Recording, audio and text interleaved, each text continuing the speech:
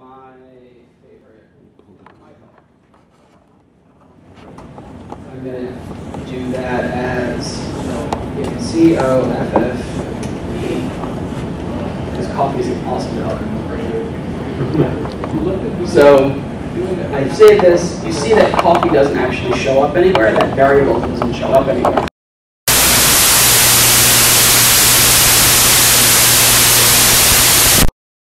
Color. You'll see that that's now taking the value of a variable. This wireless is not I broadcasting. can even do some funky little color functions on it. So if I get rid of this, Going off of this. and I want the color of food to be the inverse. You're off the stereo mic. This is not working. SASS will figure out the inverse of that color as well. So SASS has a bunch of color functions built in, one of them being invert. It allows you to do some pretty fancy things with one color. Or all CSS3, like RGBA? Full RGBA. Actually, SASS has a funky RGBA tool. So if I do background for, if I do and.active, background RGBA, my color 0.5. If we go through the variable chain, I put in a hex color here. I put in that hex color, the value for RGBA, and it's converted it to actual RGBA for me. But if I remove the A value from RGBA,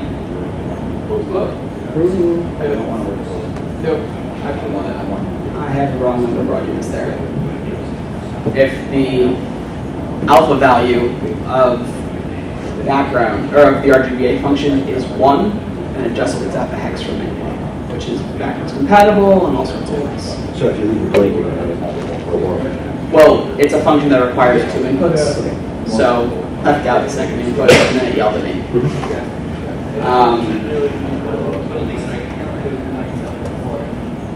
And then so I'm just going to save this back to food with coffee and whatever the inverse of coffee is. Let's say I actually decide that my favorite color is badass. I change the variable in one place, and now I get new background colors and a new inverse. So one of the best practices with SASS is to create what's called a partial file, which doesn't get turned into CSS, but can be imported into other SASS files. This is a compile time import, not a runtime import, so it doesn't actually affect performance. And you have essentially a file full of variables. You can change one variable, it can cascade over your whole project. So with this, you can create like a standard template where you can swap out colors, call them primary color 1, primary color 2, whatever. Whenever a client wants to say, hey look, that blue, I actually want it red, you need to change that in one spot and you get it changed everywhere else. Variables can also be used for other things. And we'll get back to variables for other things in a second. So now we have variables and we've got nesting.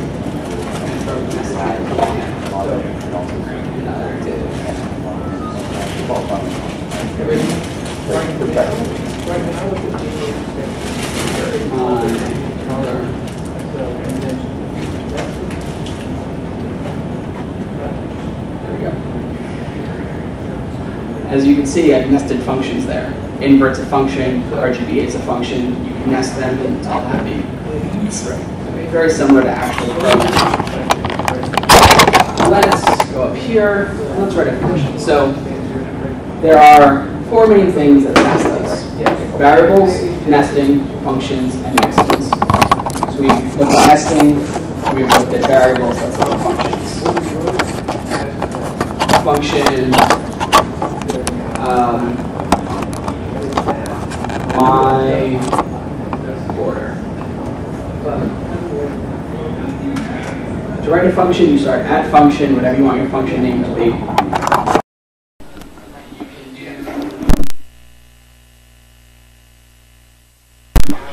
Something like size, weight, color.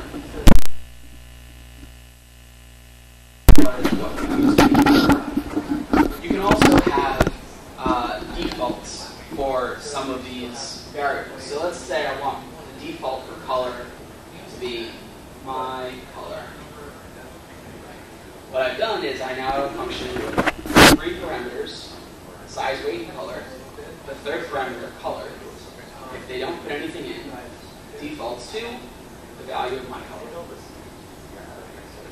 Now we can write something like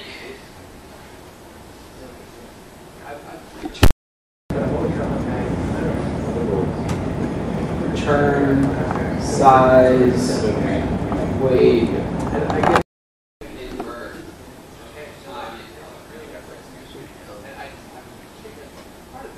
So you can throw your media queries right in the function. Functions are designed to return one thing. They're like functions in math. They return a single value. Mixins, the fourth thing, are for returning CSS. I'll show you that in a second. So we go here. We do border, my border, 1 pixel, solid. Stupid.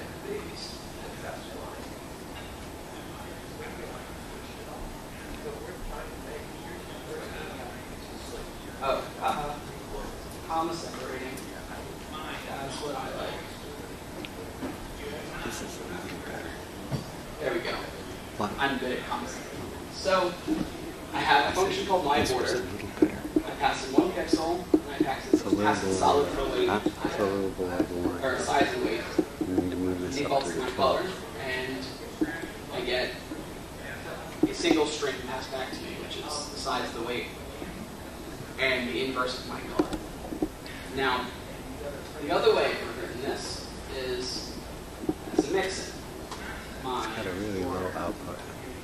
So we're size, down in this range. We need to weight, color.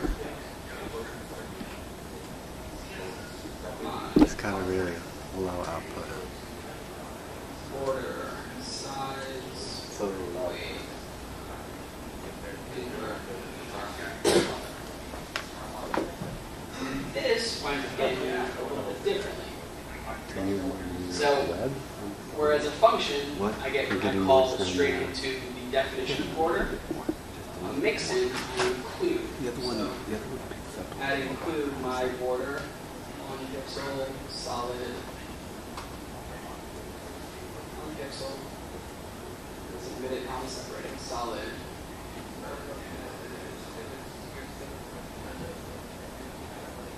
And you'll see that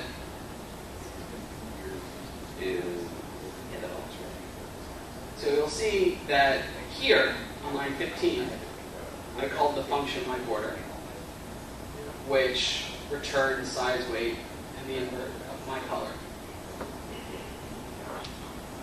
On line 19, I included a mixin which returned CSS to me. So, how does this actually make a difference?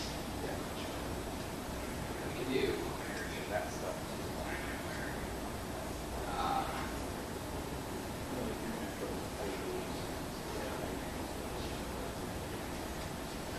for a mixin, you can do background, color.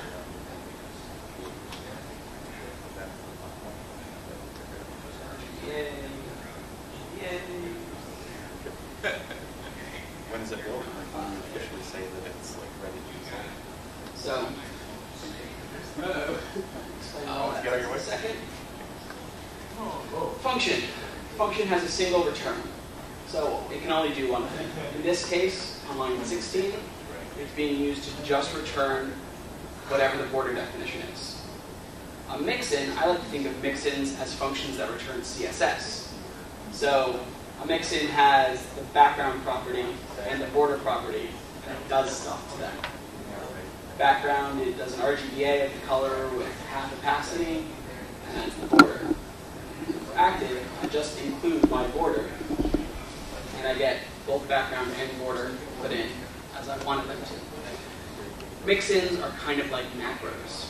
They're awesome. One of the really common things that mix-ins get used for are CSS-free properties. So mix-in, border, radius, size. MS, border, radius, size. Moz, border, radius, size. O, border, radius. Order important enemies?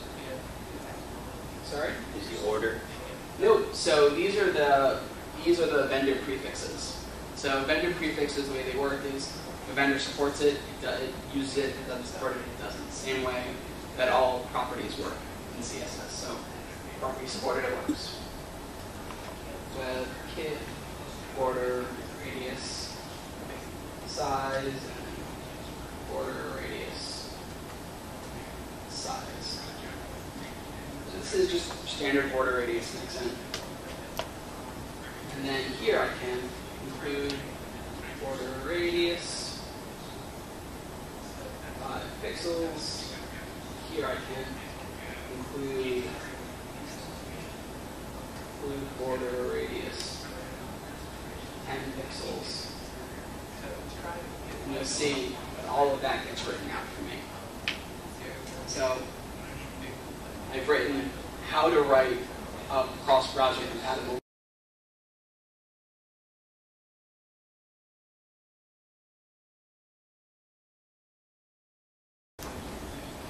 So it's now starting to cut down on the amount of work we actually need to do to write all of this. The third thing that SASS does, or the fourth thing I should say, are extends. So let's write our clear fix. Clear fix after content, display, table. So that is the super duper micro clear fix. And we'll see we've got clear fix here. The wonderful magical ampersand is throwing the after right there, and we're happy.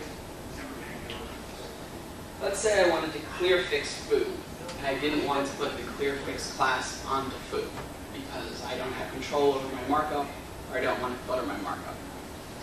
I can do add extend .clearfix. And now, you see here, we have the clearfix class, and then comma separated, we have foo as well. So now foo is getting all of these selector, all of these properties as well, specifically the after and the little clearfix. And I can do it once again here. Extend clearfix.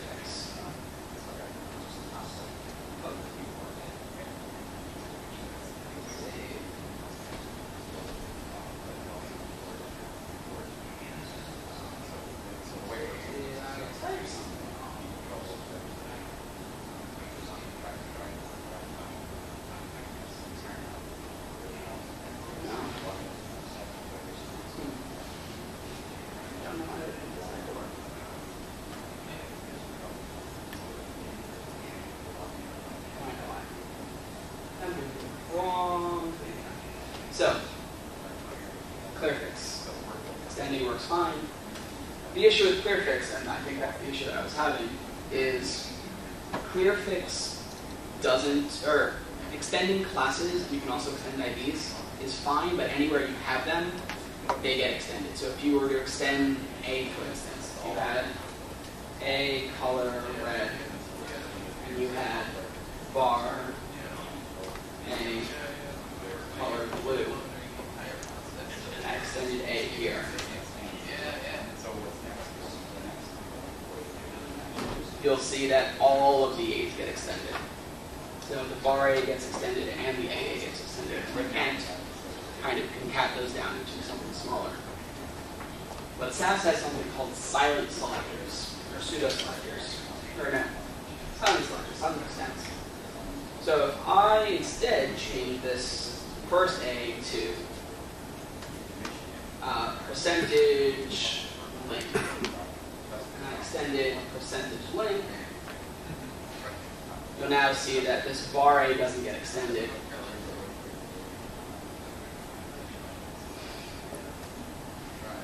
This bar A doesn't get extended. Foo now gets an A, an anchor tag, color red. And this percentage link doesn't exist in my output CSS. Foo has taken over it. So if I want to use that anywhere else, add extend link. You'll see that that now extends from foo as opposed to here where it extends from clearface. Does that kind of make sense?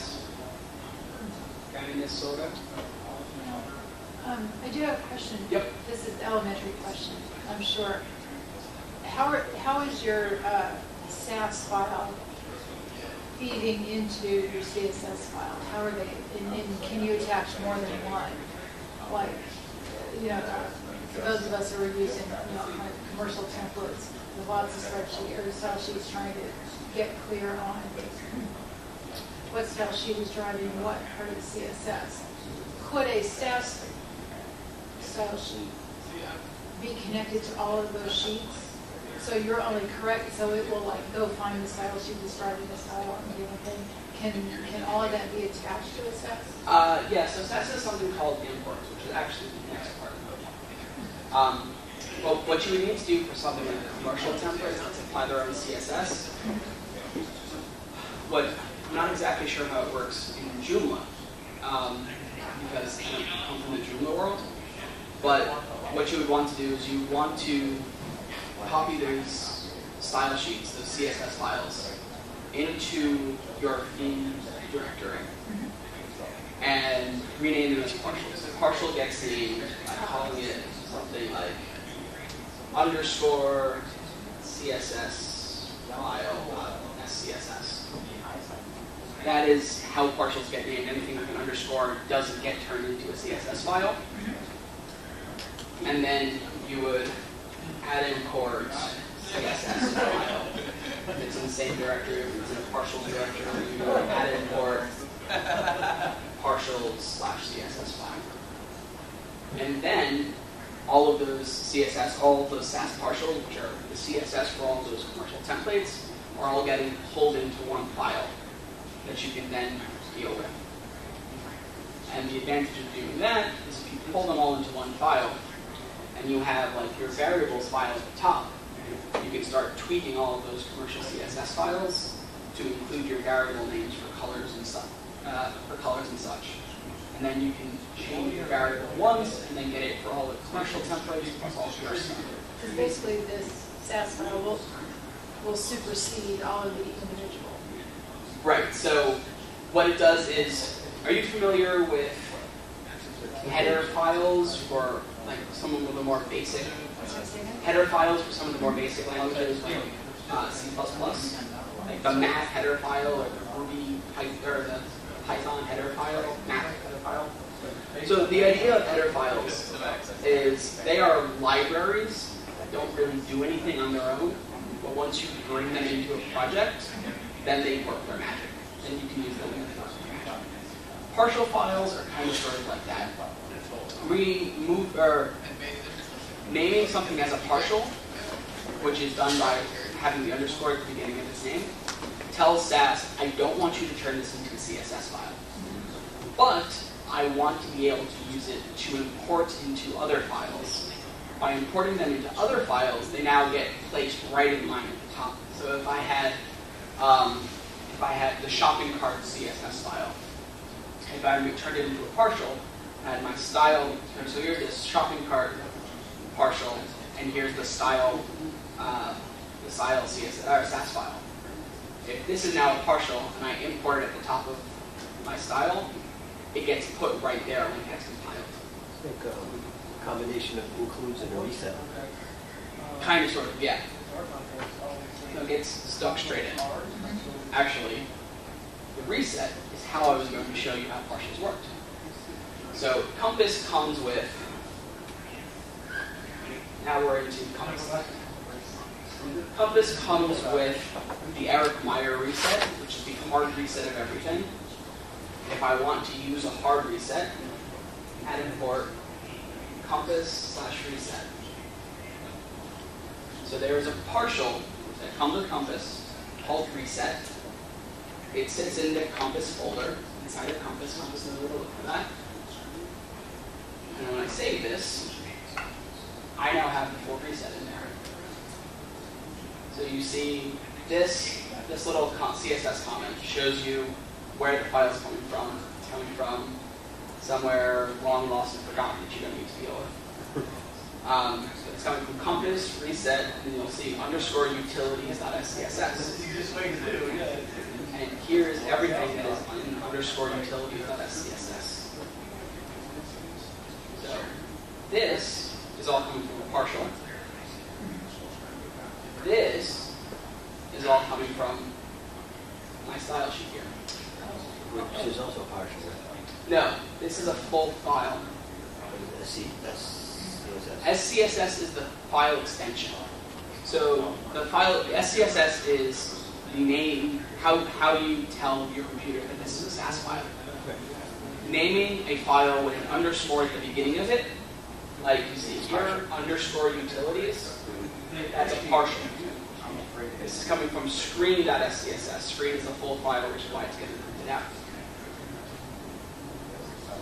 So _utilities, the underscore right here tells SAS that it's a partial.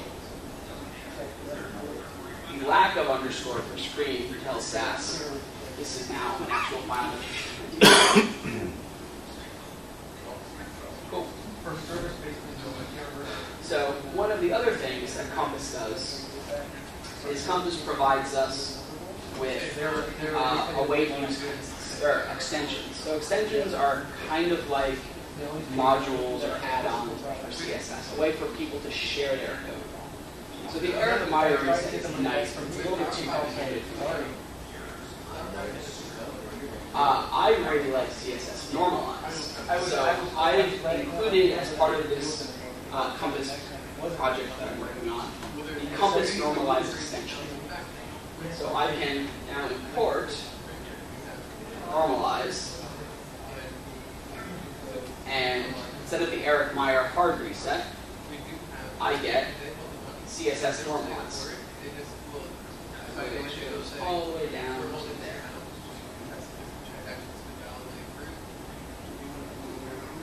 Compass extensions do all sorts of cool things. There's a Compass extension for fancy CSS3 buttons, kind of sort of akin to what Twitter Bootstrap comes with. There are Compass extensions for media queries. There are Compass extensions for grid systems, so you no longer need to work on a 960 grid. You can work within a system that you dictate what the grid is, and it will do the math for you. All sorts of crazy awesome Compass extensions. So, to get back to the point I raised earlier about throwing all of your media queries into a mix-in like I border radius mix-in over here, you could write a mix-in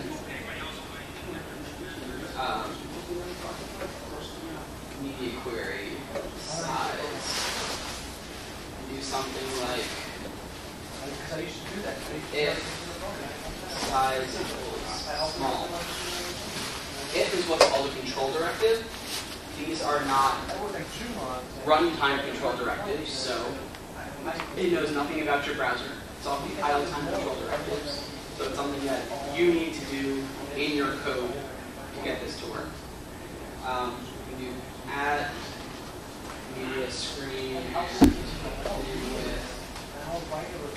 500 pixels. Because I don't want them to give the expectation. Okay, in here? Sounds good. At content is a content directive for mixin. It basically means, I'll show you what it means. Showing is always easier than telling. At include media queries small. background green. So what I've done here, this mixin, the MQ mixin, takes one input, size. It checks to see if size is equal to small. If it is, it writes out the media query and puts whatever I've nested inside of the media query, or inside of the mixin call, right there. A little bit hard to explain, but really easy once you see it. So, add include MQ small. Size is equal to small here. So it writes out the media query. Then it puts foo in and background green. So media queries bubble in SASS. You can nest media queries the same way you can nest classes and other selectors, and they bubble out of the top. And that's how we can write a mixin like this to hold all of our media queries. The other thing we can do, which I like a lot better, is we can call on the Compass community, SASS community. Import breakpoint. So there is a Compass extension called breakpoint that actually does all of this media query heavy lifting for you. So I'm going to write a variable called breakpoint small 500 pixels. Instead of add include media query here, or MQ small here, I'm going to add include breakpoint bkpt small.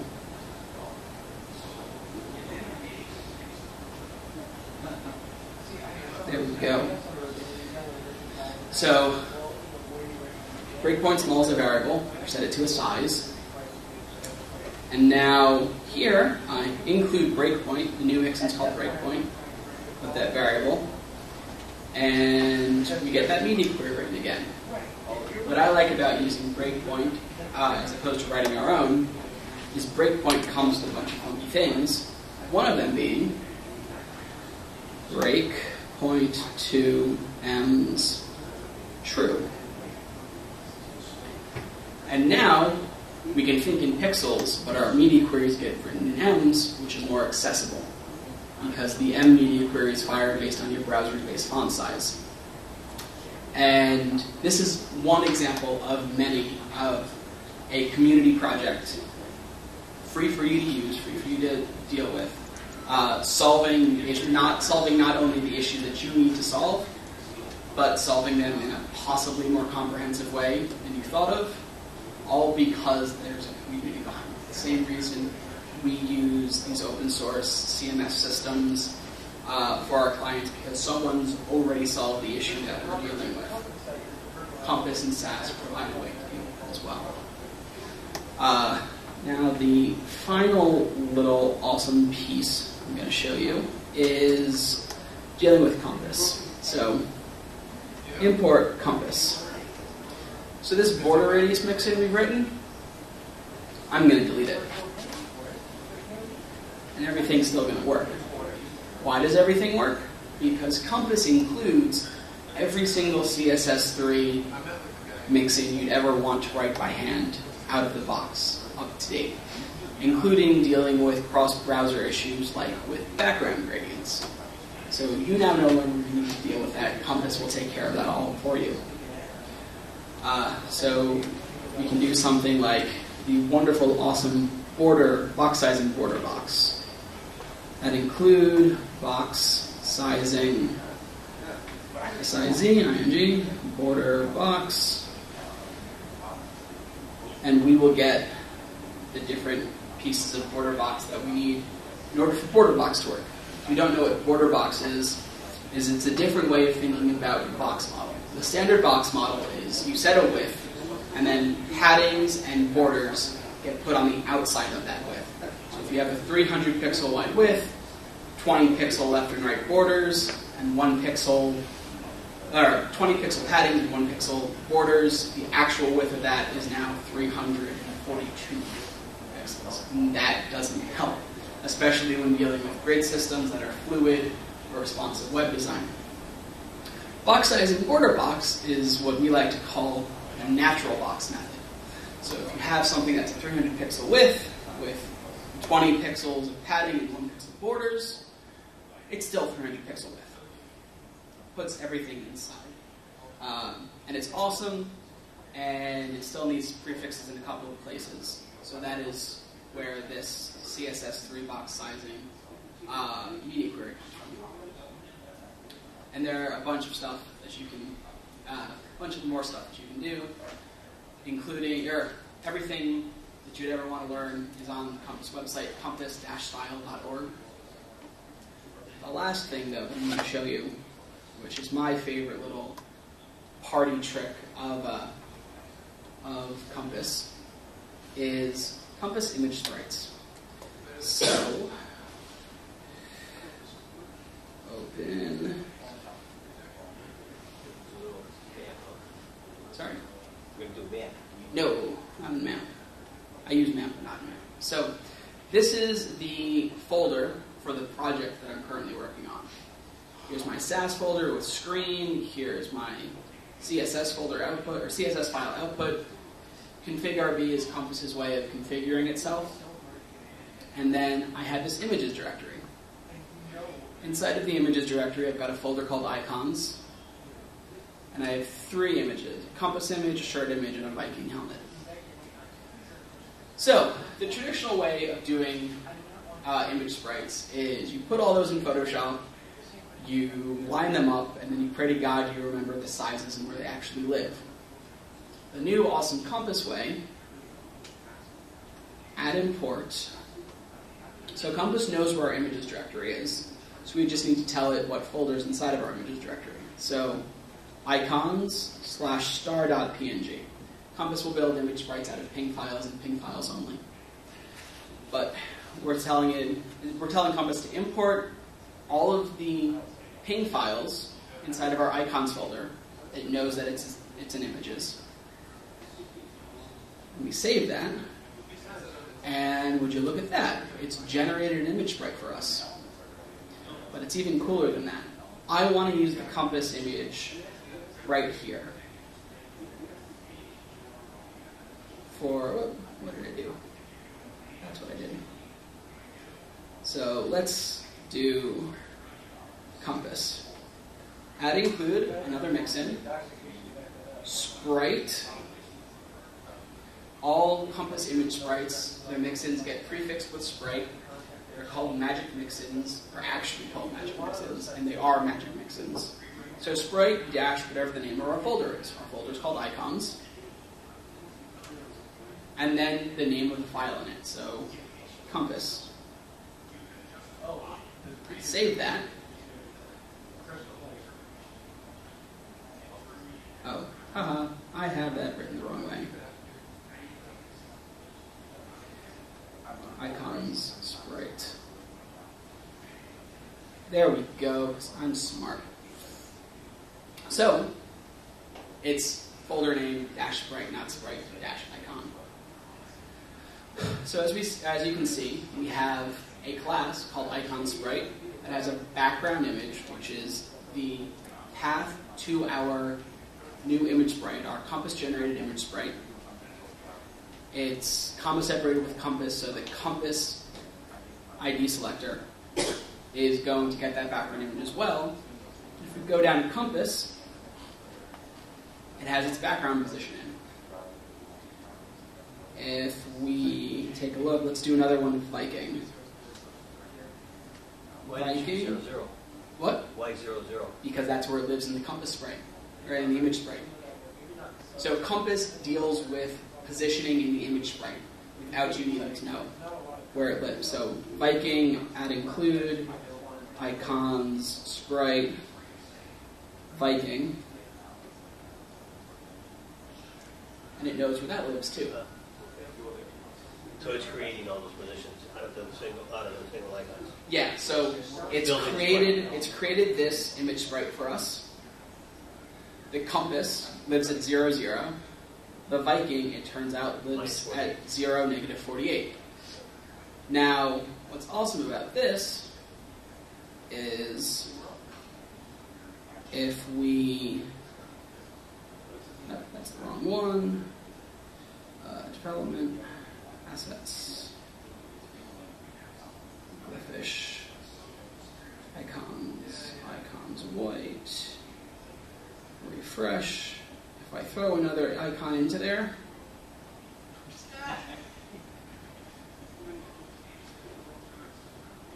and save this again, Compass will go, hey look, you've added another icon. And now it's made a new image sprite for us. Didn't change the other conditions, so everything's still the same?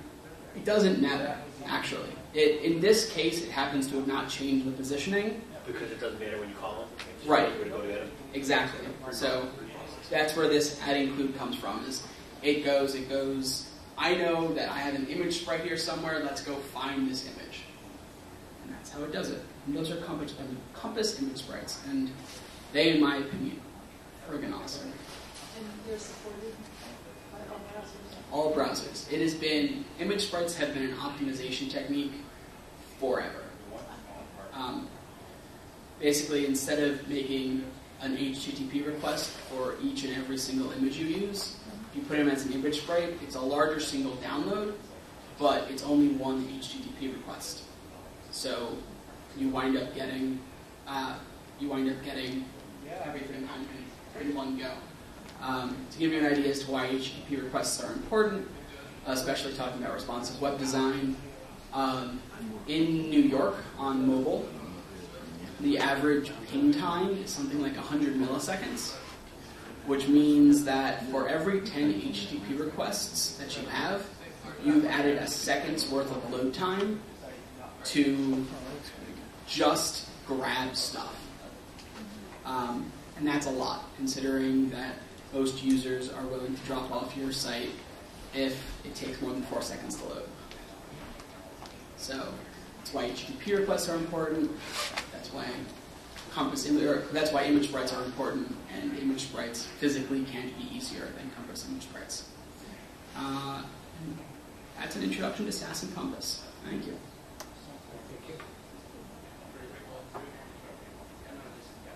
So you're always compiling locally? Yeah. Don't ever compile client side.